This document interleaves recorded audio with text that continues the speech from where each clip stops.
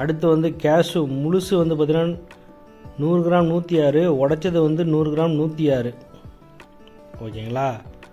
அடுத்தது walnut 100 gram வந்து 225.